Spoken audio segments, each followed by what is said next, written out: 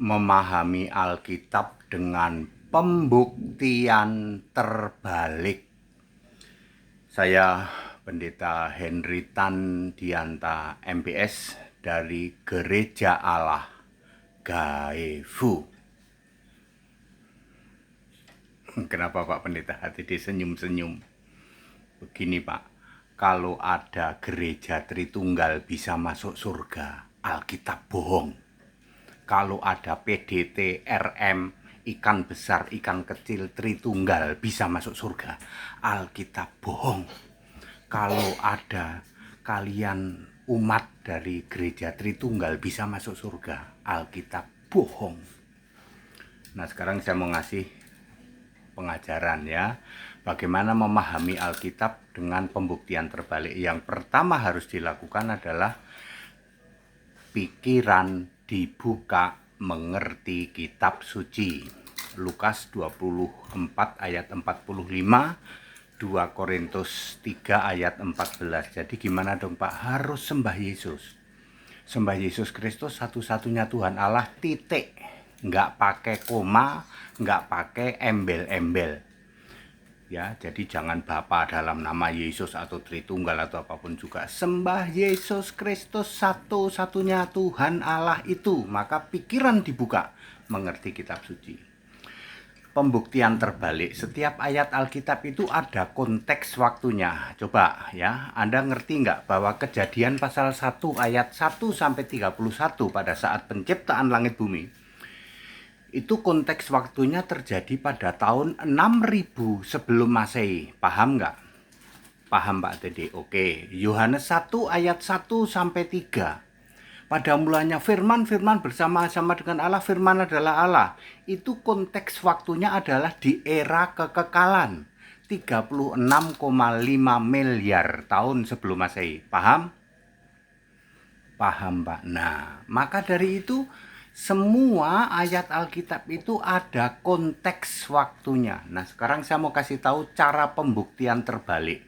Setidaknya ada beberapa clue berikut ini ya. 1. Kata ganti aku Yesus. Wahyu 22 ayat 16. Aku Yesus, I Jesus. Ini memberi clue ya toh. Pembuktian terbalik. Aku Yesus, Wahyu 22 ayat 16. Maka semua kata ganti aku dimulai dari Kejadian 1 ayat 29 sampai Wahyu 22 ayat 21. Semua kata ganti aku itu pasti Yesus. Ya. Keluaran 6 ayat 1, ayat 2, ayat 3. Aku Tuhan, aku Yahweh, aku Allah Abraham, Allah Ishak, Allah Yakub. Artinya aku Yesus itu Allah, Yesus itu Tuhan, Yesus itu Yahweh, Yesus itu Allah Abraham, Ishak, Yakub. Begitu cara pembuktian terbalik. Oh, jadi yang menyatakan diri kepada Abraham, Ishak, Yakub, aku menyatakan diri kepada Abraham, Ishak, Yakub sebagai yang maha kuasa. Tetapi dengan namaku Yahweh, aku belum menyatakan diri. Itu Yesus Pak, Yesus. Kata ganti aku. Ya, kedua, Alfa Omega ya, Alfa Omega di dalam Wahyu 1 ayat 8 adalah Yesus. Alfa Omega ini identik dengan yang terdahulu, yang terkemudian. Maka Yesaya 44 ayat 6, akulah yang terdahulu, yang terkemudian, tidak ada Allah selain daripadaku. Berarti itu Yesus Pak, Yesus. Ya, yang ketiga adalah kerajaanku atau surgaku. Yesus berkata di dalam Lukas 22 ayat 30, kalian semua yang ikut aku nanti akan duduk makan bersama semeja denganku di kerajaanku. Artinya apa? Surga itu milikku, miliknya Yesus. Maka Yohanes 14 ayat 1, 2, dan 3. Jangan gelisah hatimu, percayalah kepada Allah. Di rumah Bapakku banyak tempat, artinya di surgaku banyak tempat. Dibuktikan nanti Wahyu 4 ayat 2. Yang duduk di tata surga itu cuman Yesus tok, nggak ada bapak-bapak, nggak ada. Ya, begitu cara mempelajari pembuktian terbalik. Ya, Bapak Ibu Saudara, clear ya? Paham ya? Karena setiap ayat itu punya konteks waktu dibuktikan terbalik. Ya, sebanyak nanti ya. Ya, Anda bisa lakukan itu dengan pembuktian terbalik. Tapi satu hal ya, sembah Yesus dulu. Kalau Tuhan Allahmu masih Bapa, ya kamu akan tumpul pikiranmu. 2 Korintus 3 ayat ayat 14.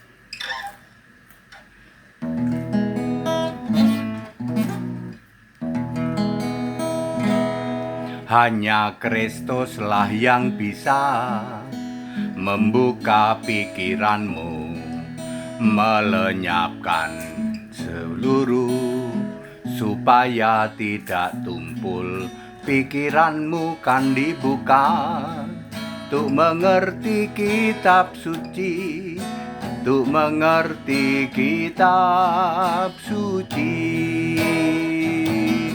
Percaya kepada Kristus, dibaptis,